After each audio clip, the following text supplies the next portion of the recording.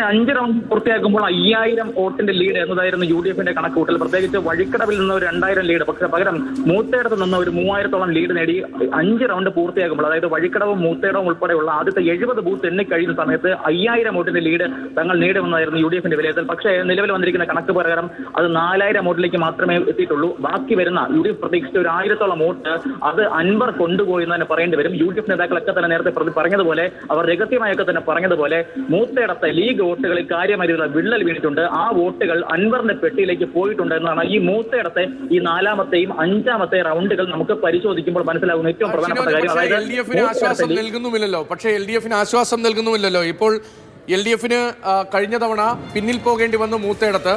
വഴിക്കടവിൽ ലീഡുണ്ടായിരുന്നു. ഇപ്പോൾ വഴിക്കടവിൽ UDFനാണ് ലീഡ്. മൂത്തേടത്തും താരതമ്യേന ഈ പ്രതീക്ഷിച്ച നിലയിലേക്ക് എത്തിയില്ലെങ്കിലും താരതമ്യേന മെച്ചപ്പെട്ട പ്രകടനം തന്നെയല്ലേ UDFന്റെ ഭാഗത്ത് നിന്ന്? LDFന് ഒരു തിരിച്ചടിയല്ലേ ഈ രണ്ടിടത്ത് ഇതുവരെ എണ്ണിയിടത്ത്? അങ്ങനെ പറയാമോ? അങ്ങനെ പറയാം. കാരണം അവർ പ്രതീക്ഷിച്ച ഒരു ലീഡ് എന്ന് പറയുന്നത് ചരിത്രപരമായ വിജയമായിരുന്നു. ഒരു 15000-ന് മുകളിൽ ഒരു ലീഡായിരുന്നു ആദ്യഘട്ടത്തിലെ ഭൂരിപക്ഷമായിരുന്നു പ്രതീക്ഷിച്ചത്. ആ നിലയിലേക്ക് ഇനി UDF എത്തുമോ എന്നത് കാത്തിരുന്ന് കാണേണ്ട കാര്യമാണ്. എന്തായാലും അവർ ഈ 15,000-ന് മുകളിലേക്ക് ഒരു ഭൂരിപക്ഷം അതായത് ഷിനോജ്, ഈ പാറ്റേൺ ആണെങ്കിൽ ആര്യാടൻ ജയിച്ചാലും 10,000 വോട്ടുകൾക്ക് മുകളിലുള്ള ഭൂരിപക്ഷം ഉണ്ടാവില്ല. അതെ അഭിലാഷ്. കാരണം ഇനി എണ്ണാനുള്ള മേഖലകൾ എന്ന് പറയുന്നത് ഒപ്പത്തിനൊപ്പം നിൽക്കുന്ന പല മേഖലകളുണ്ട്. കാരണം ചുങ്കത്തറ, ഇടക്കര തുടങ്ങിയ മേഖലകളിലൊക്കെ തന്നെ വലിയ രീതിയിലുള്ള കാര്യമായ ലീഡ് UDF പ്രതീക്ഷിക്കുന്നില്ല. ഒപ്പത്തിനൊപ്പം ആയിരിക്കും എന്നൊക്കെ പറയുന്നുണ്ട്.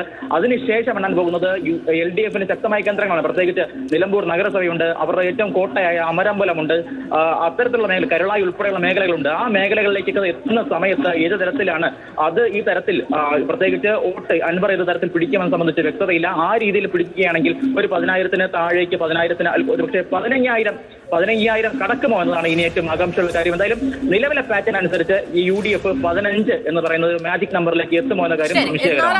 4353 വോട്ടുകളുടെ ലീഡാണ് ആര്യാടൻ ഷൗക്കത്തിന് നിലവിലുള്ളത്.